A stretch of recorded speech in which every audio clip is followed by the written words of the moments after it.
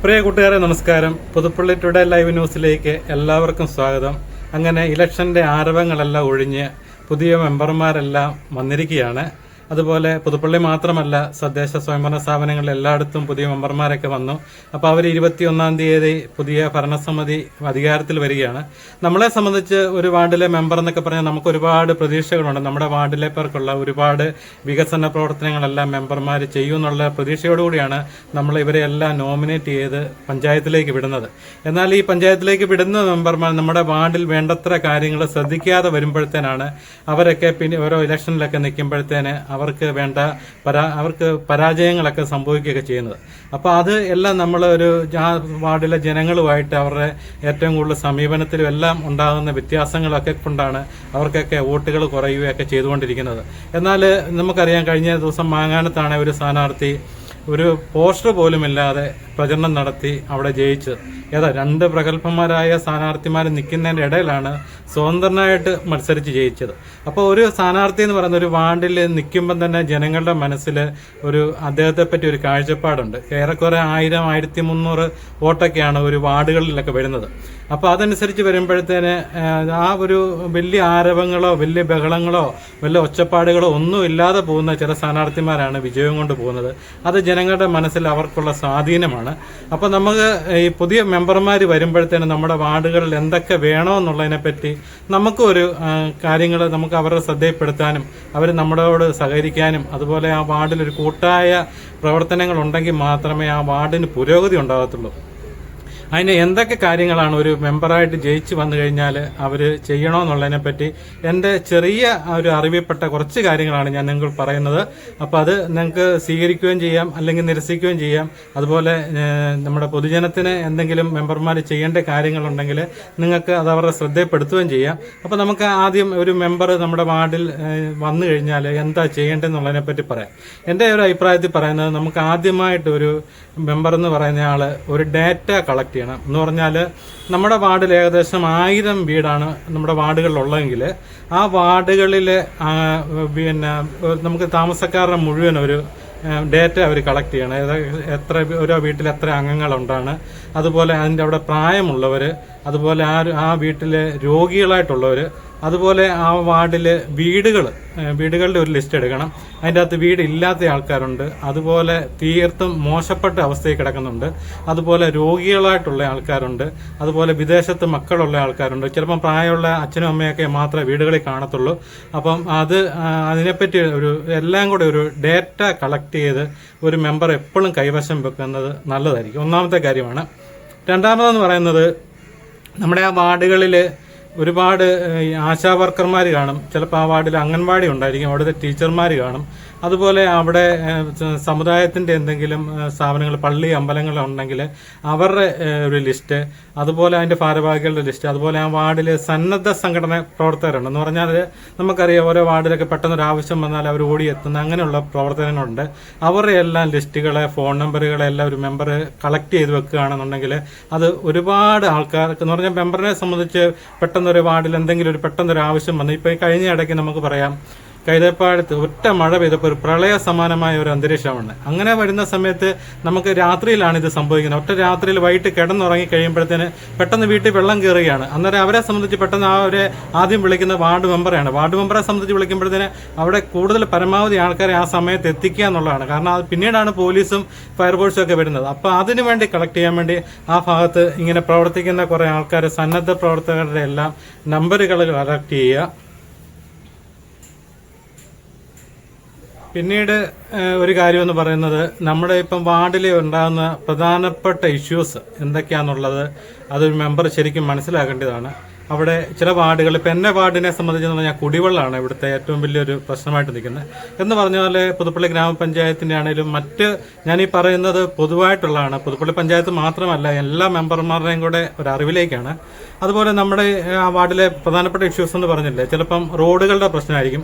പുതുപ്പള്ളി പഞ്ചായത്തിനെ സംബന്ധിച്ച് ഇപ്പം റോഡുകളുടെ പ്രശ്നം എന്ന് പറഞ്ഞാൽ അതിരൂക്ഷമാണ്. ഇപ്പം ഒരു മനുഷ്യനെ സംബന്ധിച്ച് അവർക്ക് ജീവിക്കാൻ അത്യാവശ്യം വേണ്ടതെന്ന് പറഞ്ഞാൽ കുടിവെള്ളം വേണം, റോഡ് വേണം, ഇലക്ട്രിസിറ്റി വേണം. ഇലക്ട്രിസിറ്റി അങ്ങനെ വലിയ കുഴപ്പമില്ലാതെ പോകുന്നതുകൊണ്ട് തെരുവുകളും എല്ലാം പഞ്ചായത്തെല്ലാം നല്ല രീതിയിൽ തന്നെയാണ് മെയിൻറ്റെയിൻ ചെയ്ത് പോകുന്നത്.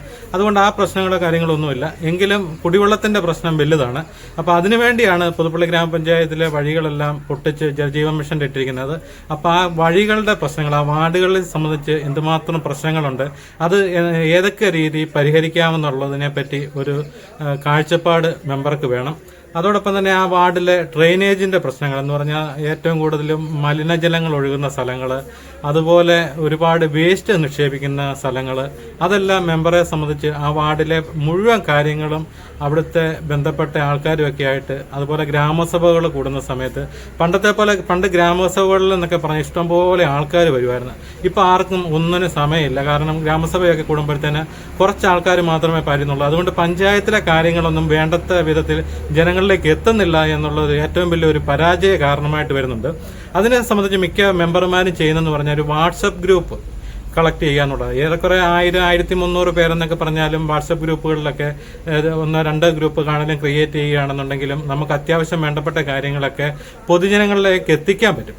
അപ്പോൾ ഇപ്പോൾ എല്ലാവരുടെയും കാര്യം, ഇപ്പോൾ ഏത് വീട്ടിലാണെങ്കിലും എല്ലാവരുടെ കയ്യിൽ ഫോണുണ്ട്, വാട്സപ്പും ഉണ്ട്. അപ്പോൾ അതേ സംബന്ധിച്ച് നമുക്ക് പഞ്ചായത്തിലെ ഒരു പ്രധാനപ്പെട്ട കാര്യമാകുമ്പോഴത്തേന് മെമ്പർക്ക് ആ വീടുകളിൽ പോകേണ്ട കാര്യങ്ങളോ അല്ലെങ്കിൽ ആൾക്കാരെ വിളിച്ചു പറയുകയൊന്നും വേണ്ട. വാട്സപ്പ് ഗ്രൂപ്പിലോട്ട് ഇട്ട് കഴിഞ്ഞാൽ പഞ്ചായത്തിൻ്റെ കാര്യങ്ങളൊക്കെ ആകുമ്പോഴത്തേന് ആൾക്കാർ കൂടുതൽ ശ്രദ്ധയിലേക്ക് വരും.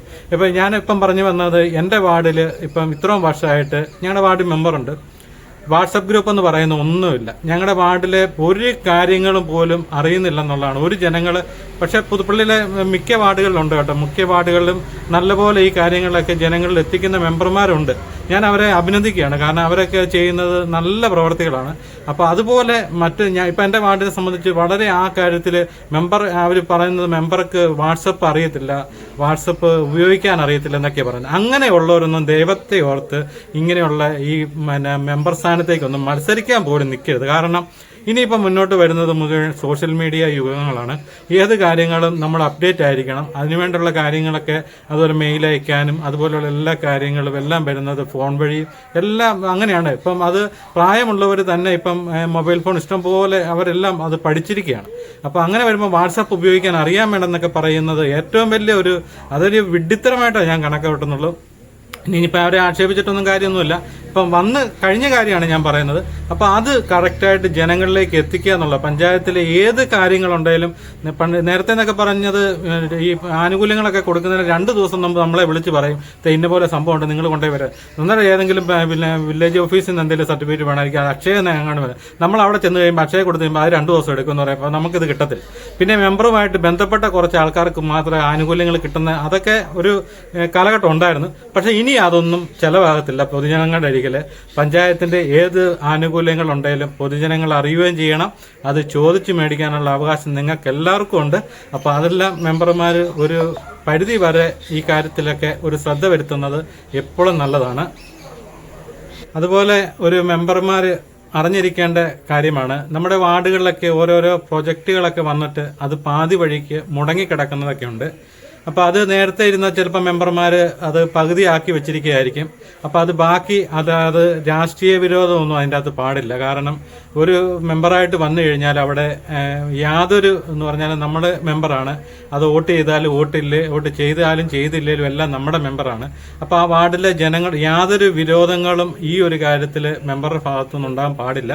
അപ്പോൾ അങ്ങനെയുള്ള പ്രൊജക്റ്റുകൾ ആ നാടിന് ഗുണമുള്ള പ്രൊജക്റ്റ് ആണെന്നുണ്ടെങ്കിൽ അത് പൂർത്തീകരിക്കാൻ വേണ്ട, അല്ലാതെ ഞാൻ അവർ ചെയ്തു വെച്ച കാര്യമാണ് അതുകൊണ്ട് ഞാനത് ചെയ്യുന്നില്ല എന്നും പറഞ്ഞുള്ള മുടക്കങ്ങൾ ഒക്കെ വന്നു കഴിയുമ്പോഴത്തേന് നിങ്ങളുടെയൊക്കെ വിവരങ്ങൾ സോഷ്യൽ മീഡിയ വഴി പബ്ലിഷ് ചെയ്യേണ്ടി വരും.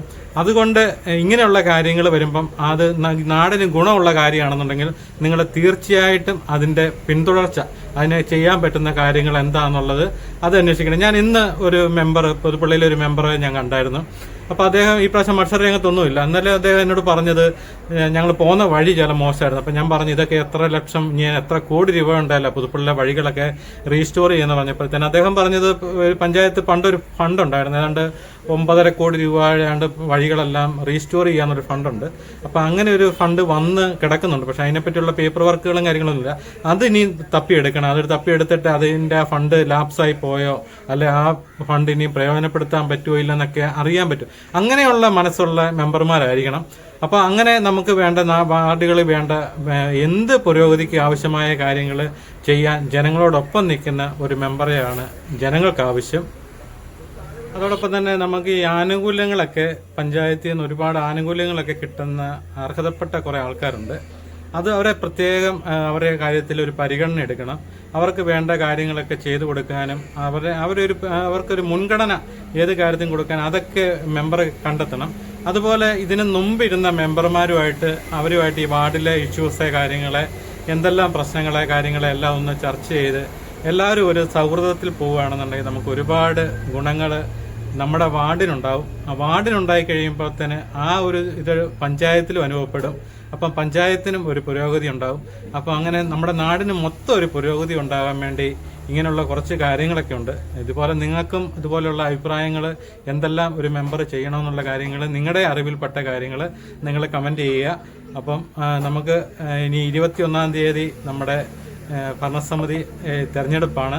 അപ്പം പുതിയ ഭരണസമിതി പുതുപ്പള്ളി പഞ്ചായത്തിലും മറ്റുള്ള തദ്ദേശ സ്ഥാപനങ്ങളിലെല്ലാം പുതിയ ഭരണസമിതി വരികയാണ്. അതുപോലെ പള്ളം ബ്ലോക്കിലെ ജില്ലാ പഞ്ചായത്തിലെ എല്ലാം വരും. അപ്പം നമുക്ക് നല്ലൊരു മാറ്റം നാളെ ഉണ്ടാവും എന്നുള്ള പ്രതീക്ഷയോടെ വീണ്ടും നമുക്ക് കാണാം. പുതുപ്പള്ളി ടുഡേ ലൈവ് ന്യൂസ് നിങ്ങൾ മറക്കാതെ ഫോളോ ചെയ്യുക. യൂട്യൂബിലാണെങ്കിൽ സബ്സ്ക്രൈബ് ചെയ്യുക.